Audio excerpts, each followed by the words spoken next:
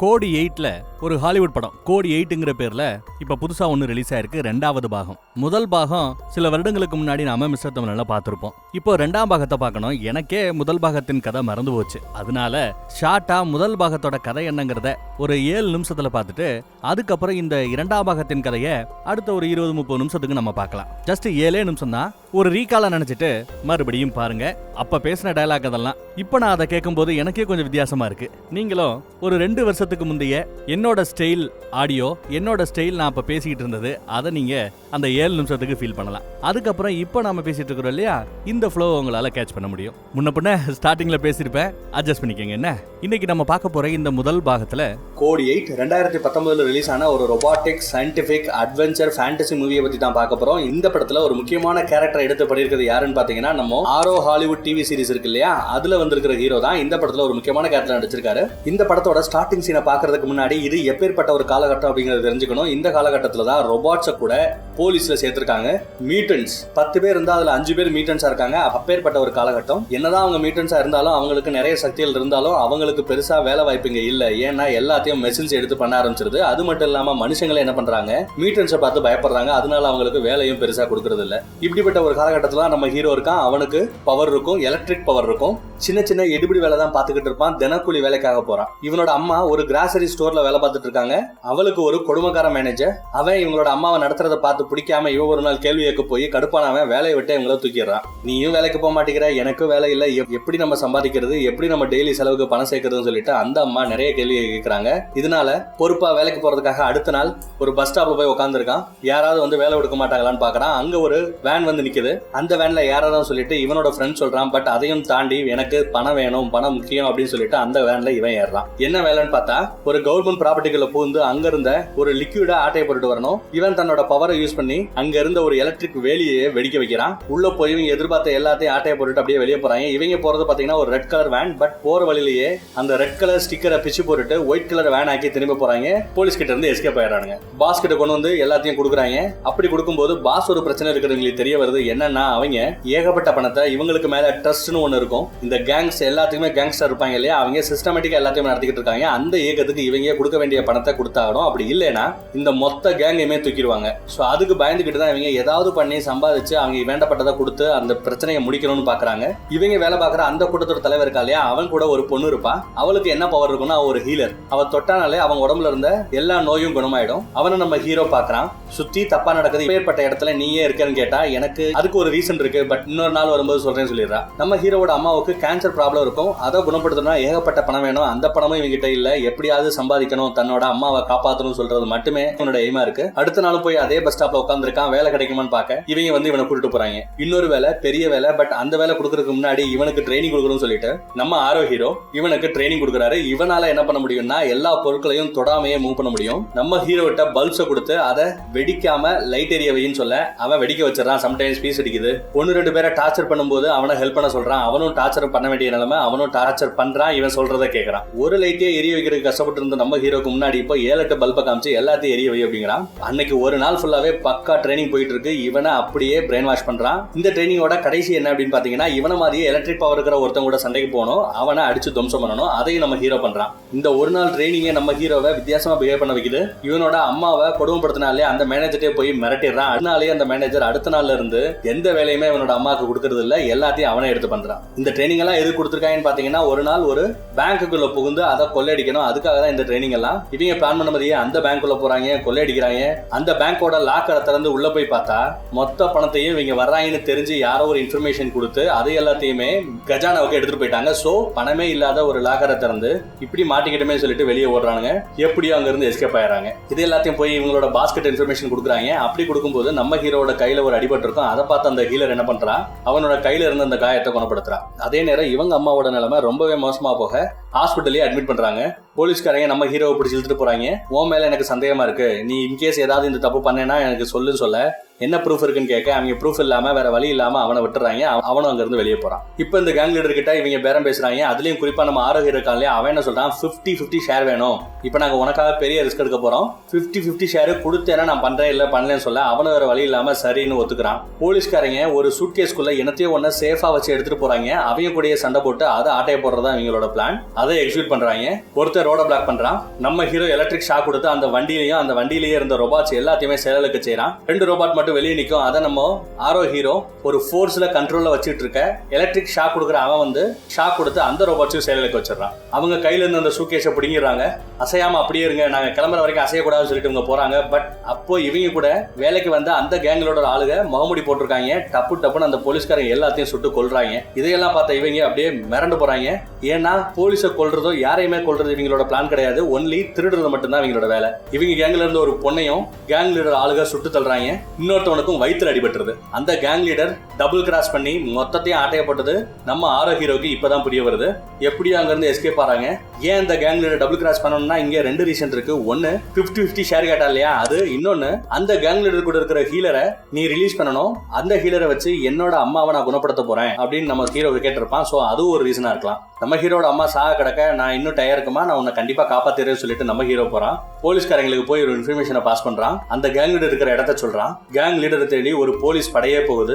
அங்க இருந்து எல்லாரையும் மர்டர் பண்ணி அவனை பிடிக்க போறாங்க. பட் அந்த பில்டிங்ல கீழே இருந்து அது அண்டர் கிரவுண்ட் பாதை வழியா கேங் லீடர் எஸ்கேப் ஆறான். கூட ஒரு சொட்டையும் அந்த ஹீலரும் வராங்க. சொட்டை பயங்கர பலசாலி. புல்லட் கூட அவனை ஒன்றும் பண்ண முடியாது. அந்த ரேஞ்சுக்கு பயங்கர பலசாலியா இருப்பான். அதே நேரம் நம்ம ஆரோ ஹீரோ கேங் லீடரை சுட்டு தள்ளுவான். உயிருக்கு போராடிட்டு இருக்கிறவன் அந்த ஹீலரை கூப்பிட்டு என்ன ஹீல் பண்ணுன்னு கேட்டுக்கிட்டு இருப்பான். அதே நேரம் அந்த பக்கம் அந்த சொட்டை இருக்கா இல்லையா அவன் நம்ம 2 ஹீரோவையும் போட்டு சாத்துறான். ஹீலர் போய் காப்பாத்துவான்னு பார்த்தா அவன் கையில இருந்த அந்த கண்ணை புடிங்கிட்டு சாகுடா அப்படின்னு சொல்லிட்டு விடுறான். அந்த சொட்டையையும் இவங்க போட்டு தள்ளிடுறாங்க. இவனையும் போட்டு தள்ளிடுறாங்க.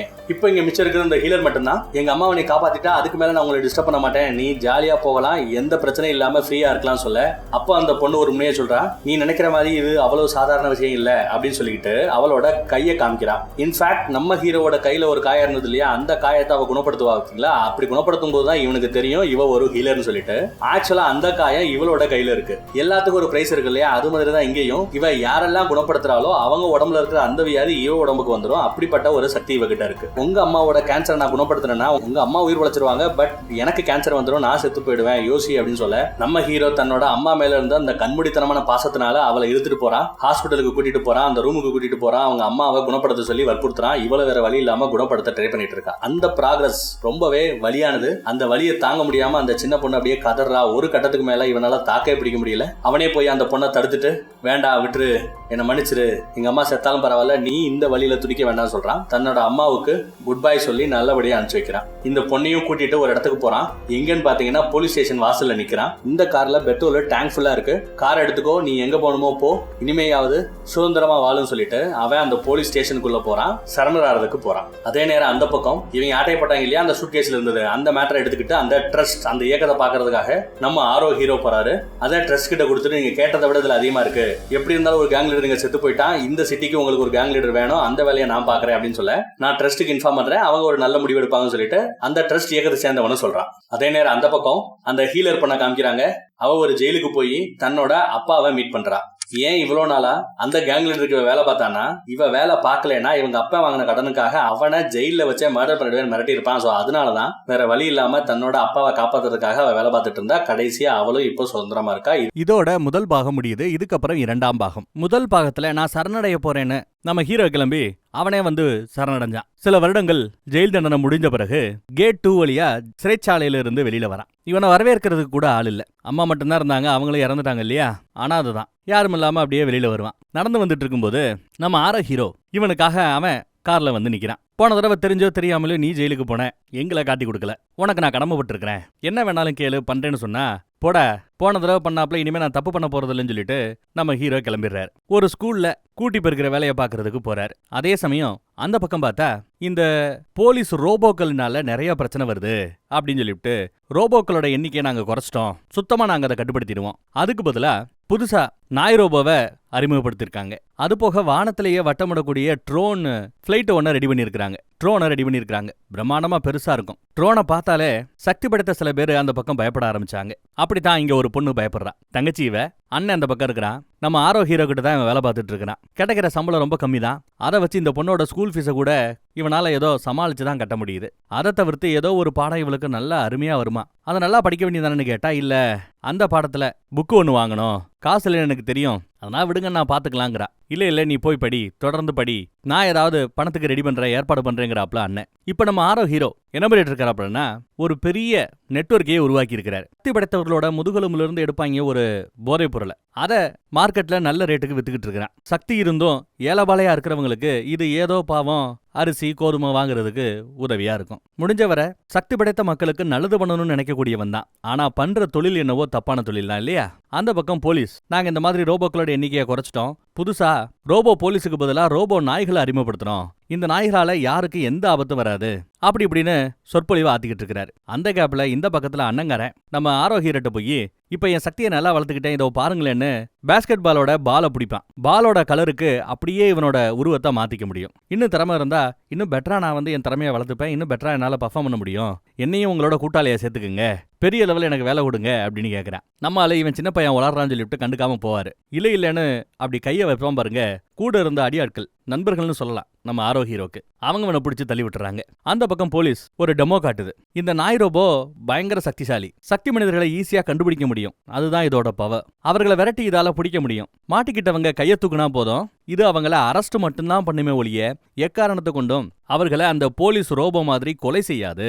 இதுதான் இதோட பிளஸ். நடக்கிற குற்றத்தையும் இதால ரெக்கார்ட் பண்ண முடியும்னு எல்லாத்தையும் சொல்றாங்க. எல்லாரும் கைத்தட்டி சூப்பர் சூப்பர்னு பாராட்டிக்கிட்டு இருக்காங்க. அந்த ரோபோவும் கூச்சிக்கிட்டு இருக்கும். ஆக்சுவலா இந்த சிட்டில எந்த பிரச்சனையும் இல்லாம இந்த போதை நெட்வொர்க்கை நல்லபடியா ரன் பண்றதுக்கு போலீஸ்காரங்களுக்கு நம்ம ஆரோ ஹீரோ லஞ்சம் கொடுப்பான் போல தெரியுது. எப்பவும் போல அந்த குப்பத்தொட்டியில போட்டுருங்க, அந்த போலீஸ் இன்ஸ்பெக்டர் வழக்கம் போல எடுத்துட்டு போயிடுவான் அப்படின்னு சொல்லி கொடுக்குறாரு. நிறைய பணம் ஒரு பேக்ல கொண்டு போய் குப்பத்தொட்டியில போட்டுட்டு அவங்க போறாங்க. ஆனா அவங்களுக்கே தெரியாம அவங்கள ஃபாலோ பண்ணிட்டு வந்திருக்கிற நம்ம அண்ணங்கார அவங்க போனதும் குப்பத்தொட்டிக்குள்ள இருந்த அந்த பணத்தை எடுத்துறான். எடுத்துட்டு இந்த பக்கம் போறதுக்குள்ள போட்ட பணத்தை எடுக்கிறதுக்காக போலீஸ்காரங்க வண்டி வந்து நிக்குது.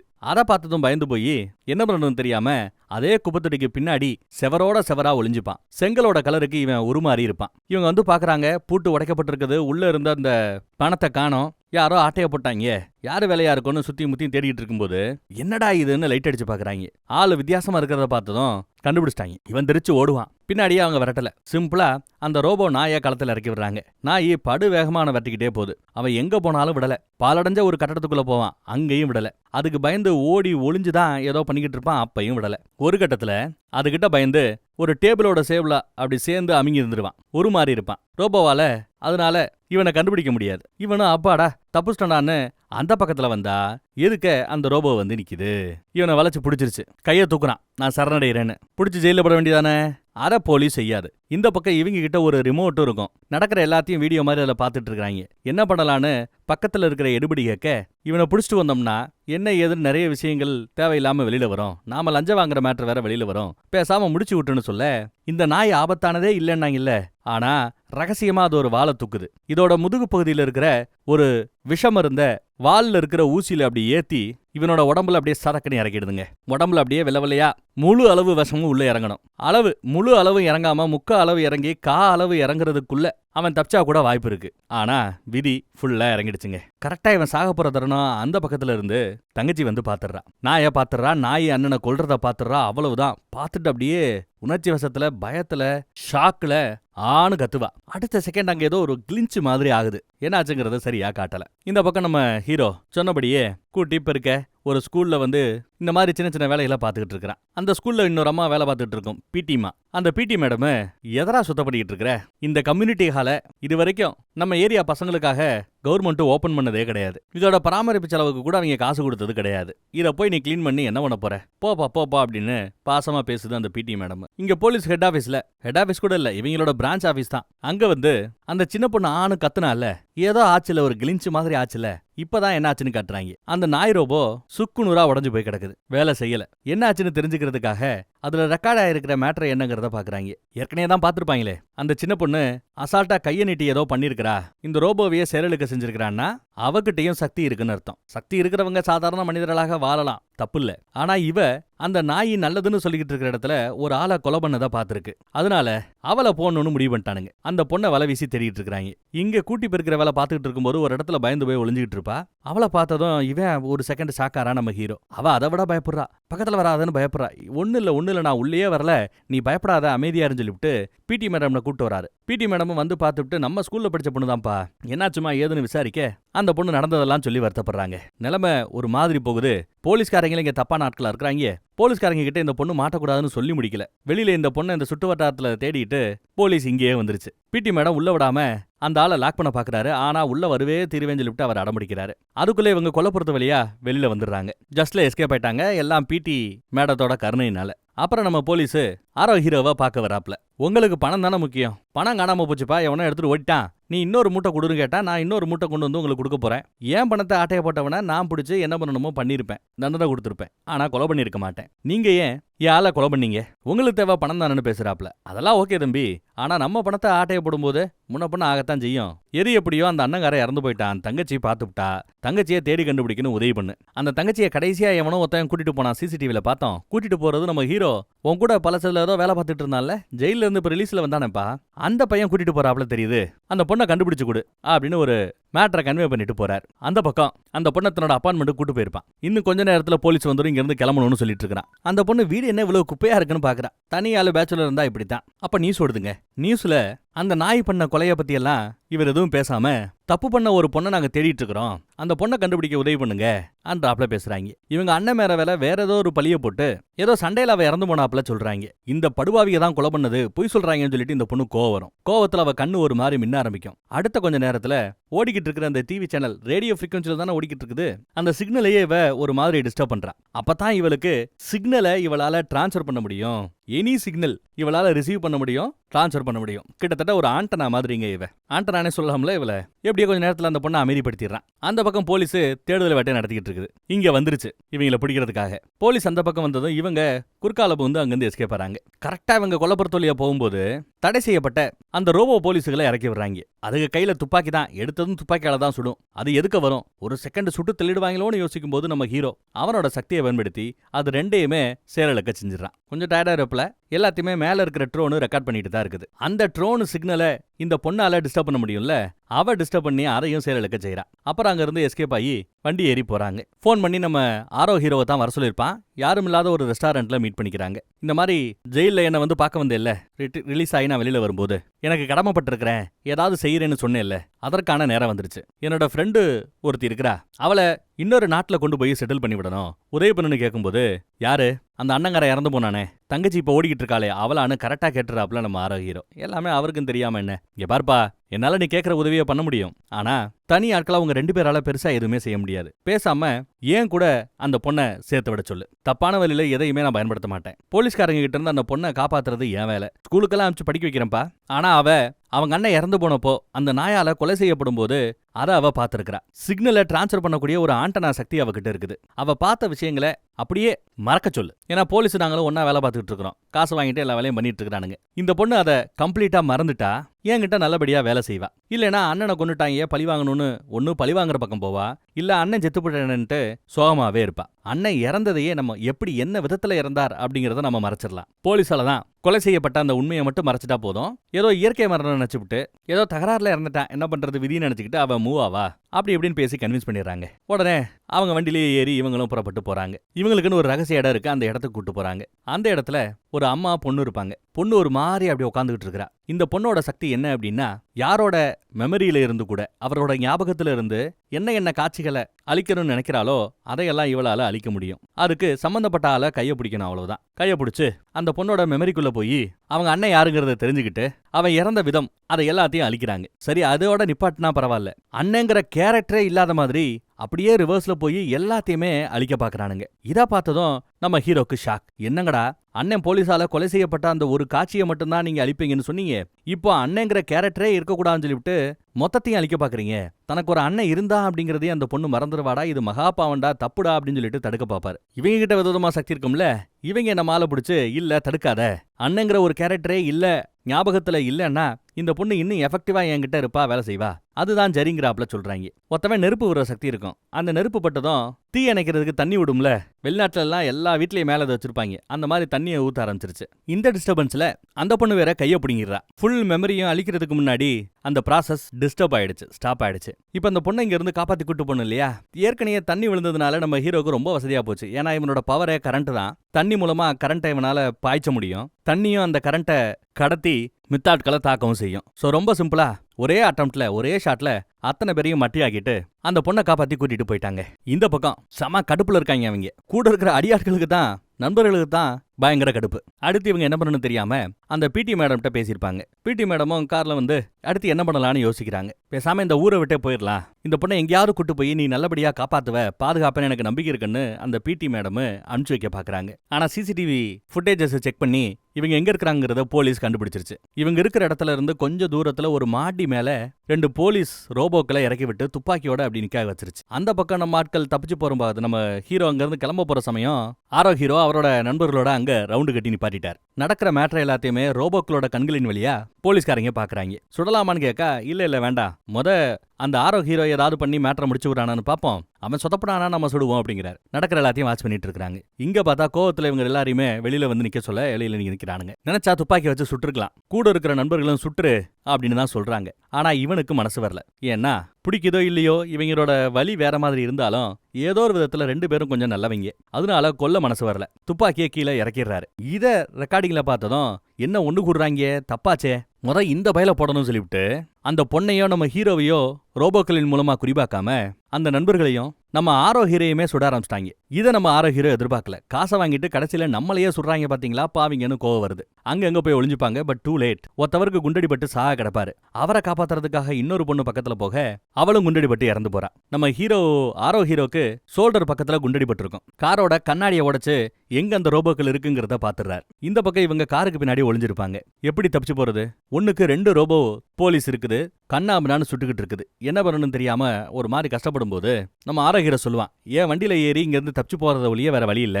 ஏன்னா இவங்க வண்டி இங்க கல்லு கடைகளை மாட்டி கிடக்கும். அப்படி போறதா இருந்தா ஒரு டைவர்ஷன் வேணும். அந்த வேலையை நம்ம பிடி மேடம் பாக்குறேன்னு சொல்றாங்க. இனியா பண்ண போறாங்க அப்படின்னு பார்த்தா அசால்ட்டா எந்திரிச்சு போய் நிக்கிறாங்க.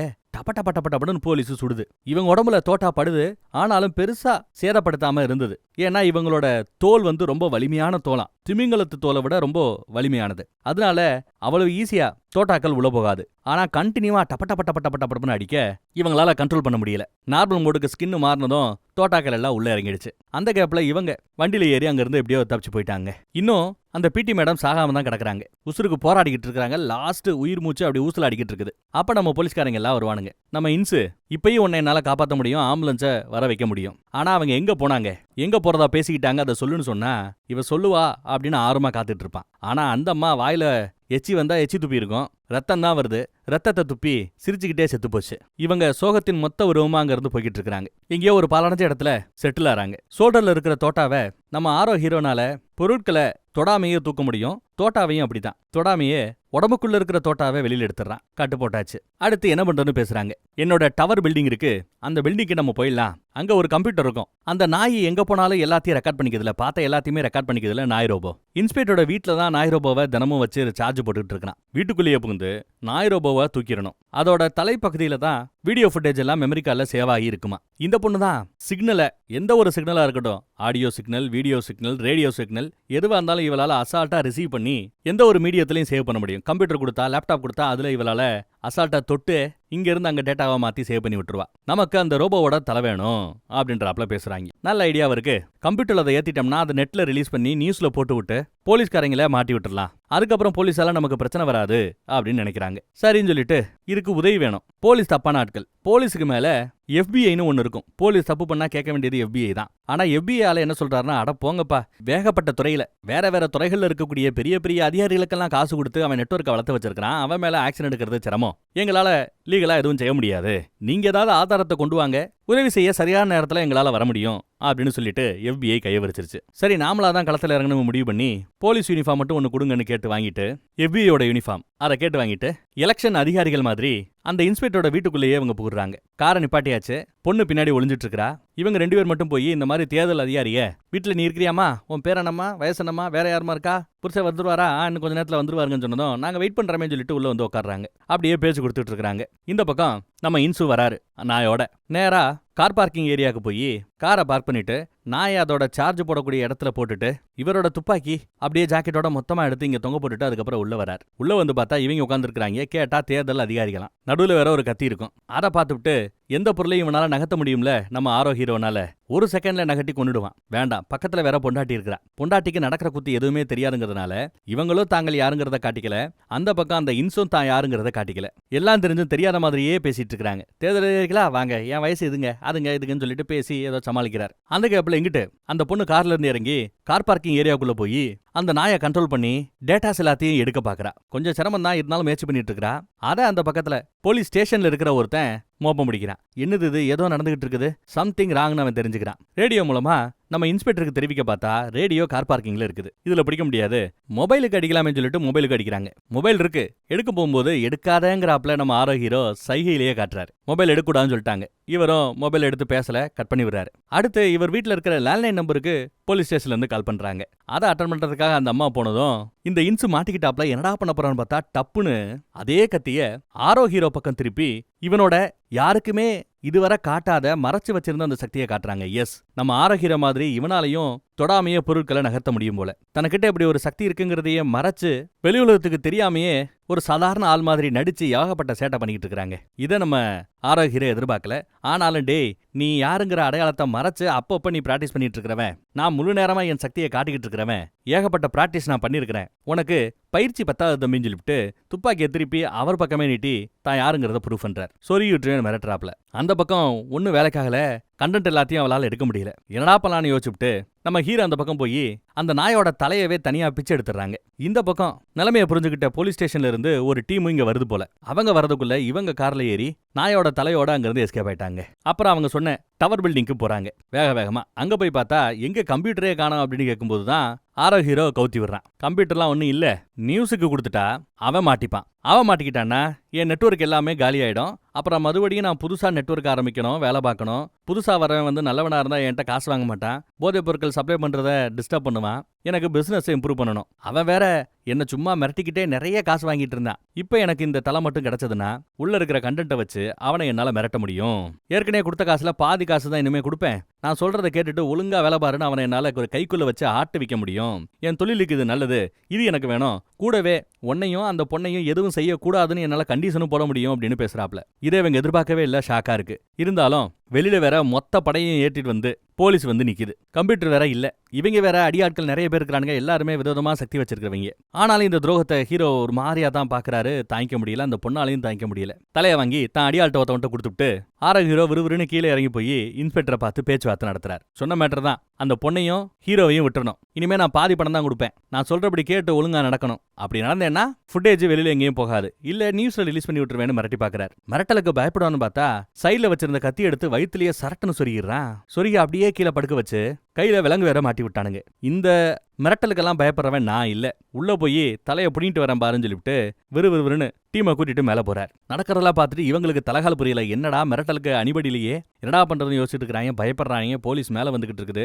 அப்ப நம்ம ஹீரோ தான் பேசாம தலையை ஏன்ட்ட கொடுத்துருங்க, நான் சமாளிச்சுக்கிறேன், உங்க உசுறு போயிடும், ஏன்ட்ட கொடுங்க அப்படின்னு கேட்கிறார். எப்படியாவது நான் நியூஸுக்கு இதை தெரியப்படுத்திடுறேன், உங்க பிளான் தான் சொதப்பிடுச்சுல, நியூஸுக்கு போனா மட்டும்தான் இனி நம்ம உயிரை காப்பாற்ற முடியுங்கிறாப்ல. சரின்னா அதையும் கொடுத்துறானுங்க. போலீஸ் இங்க வந்துருது. இன்சு வந்து ஒழுங்காத கொடுத்துருங்கிறாரு. ஆனா இவன் கொடுக்க மாட்டேன்னு நிக்கிறான், எதிர்த்து நிக்கிறான். கூட இருக்கிற அடியாட்களும் கூட நம்ம ஹீரோக்காக இப்ப எதிர்த்து நிக்கிறாங்க. சரி சொன்னா புரியாது, வெளியில வேற மீடியா நிக்குது, யாரையும் கொல்ல வேண்டாம், முடிஞ்சவரை அடிச்சு உட்கார வைங்க, அந்த தலையை புடுங்குங்கிறாப்ல. உடனே இவங்களும் சண்டை போட ஆரம்பிக்கிறாங்க. 2 பக்கமும் பயங்கரமான சண்டை. இதுல வேற இவங்க கிட்ட 2 நாய் ரோபோ வேற இருக்கும், அதையும் களத்துல இறக்கி விடுறானுங்க. தலையை தூக்கிட்டு அந்த பக்கம் நம்ம ஹீரோ பொண்ணு கூட அங்கிட்டு ஓட பாக்குறாரு. இந்த பக்கம் மித்த ஆட்கள் இவங்களை சமாளிச்சுக்கிட்டு இருக்காங்க. விதவிதமா சண்டை நடக்கும். போலீஸ் இவங்க நல்லா சமாளிச்சு அடிச்சாப்புல தான் தெரிஞ்சது. ஆனா கொஞ்ச நேரத்துக்கு பிறகுதான் போலீஸோட கை ஓங்கி இவங்களை அடிச்சு தள்ள ஆரம்பிக்கிறாங்க. இவங்களும் திருப்பி அடிச்சு ஓரளவு சமாளிக்கிறாங்க மறுபடியும். ஆனாலும் ஒரு கட்டத்துல நம்ம இன்ஸ்பெக்டர் அடி வாங்கக்கூடிய ஒரு சூழல் ஏற்படும். மித்த ஆட்களை கொல்லக்கூடாதுன்னு சொல்லிவிட்டு இப்ப தன்னை காப்பாத்துறதுக்காக துப்பாக்கி எடுத்து ஒரு ஆளை சுட்டு கொன்னுடுறாங்க. ஒரு ஆளு இப்படி சுட்டு கொல்ல ஆரம்பிச்சதும் மீதி எல்லா பேரும் அமைதியாயிடுறாங்க.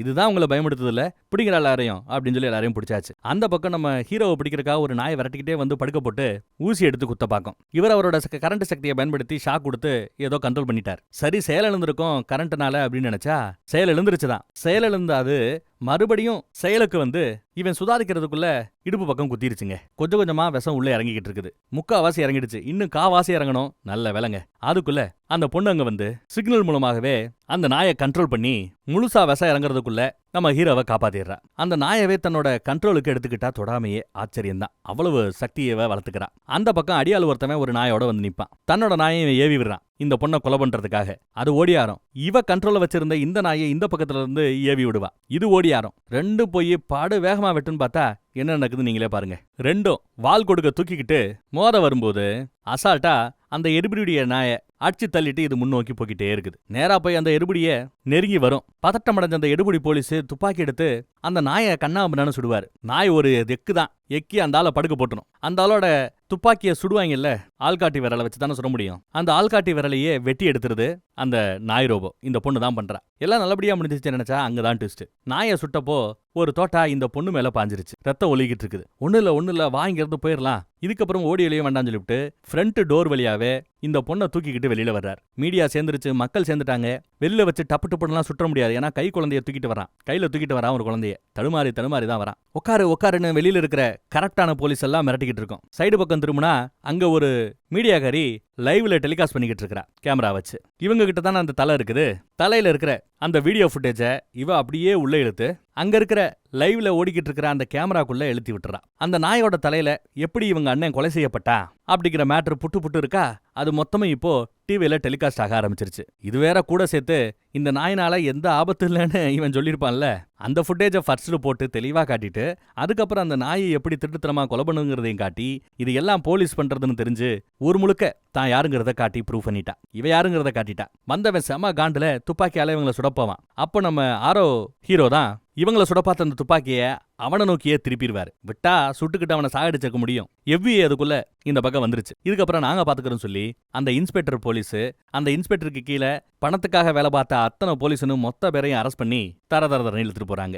நியூஸ்ல இதையெல்லாம் பார்த்து நிறைய பேர் இவனை நல்லவே நினைச்சமே, கடைசியில இவன் இப்படி இருக்கானேன்னு சொல்லிட்டு எல்லாரும் வருத்தப்படுறாங்க. கவர்மெண்ட்டும் நடந்த இந்த தப்புக்கு மன்னிப்பு கேட்டுருச்சு. நம்ம ஹீரோ பழையபடி அந்த கம்யூனிட்டி ஹால போய் சுத்தம் பண்ற வேலையை தான் பார்த்துட்டு இருக்கிறான். ஈக்காக்கா கூட சுத்தாத அந்த இடத்துல இப்ப நிறைய பேர் அழகா விளையாண்டுகிட்டு இருக்காங்க, இது பண்ணிட்டு இருக்காங்க.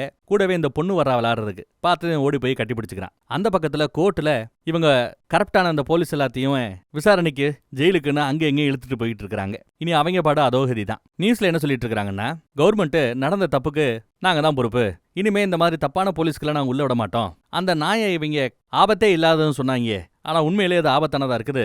அந்த நாயோட வாலு, கொடுக்கு, அந்த விஷம் இது எல்லாத்தையும் நாங்க ரிமூவ் பண்ணிடுவோம். முடிஞ்சவரை சாதாரண மக்களை டீல் பண்ணக்கூடிய இந்த போலீஸ் டீம்ல ரோபோக்களையே பயன்படுத்தாம இருக்கிறதுக்கு நாங்க முயற்சி பண்றோம்னு கவர்மெண்ட் சொல்லியிருக்கு. நடந்த சேதாரத்துக்காக ஈடுகட்டுற விதமா இந்த ஏரியால இருக்கிற கம்யூனிட்டி ஹாலு, ஸ்கூலு இது எல்லாத்தையும் பராமரிக்கிறதுக்கு பெரிய பட்ஜெட்டை அலாட் பண்ணிட்டாங்க. அதனாலதான் இப்போ அந்த கம்யூனிட்டி ஹாலு ஜேன்னு பசங்களோட ஜாலியா இருக்குதுங்க. இப்படி ஒரு பாசிட்டிவ் எண்டிங் கொடுத்து படத்தை முடிச்சிட்டாங்க. செத்துப்போன அண்ணனுக்கு பதிலா உயிரோட இருக்கிற நம்ம ஹீரோ ஒரு அண்ணனா இருந்த அந்த பொண்ணை பார்த்து பாருன்னு நம்புவோம். வேற ஒரு நல்ல வித்தியாசமான கதையில மறுபடியும் சந்திப்போம். அதுவரை காத்துருங்க.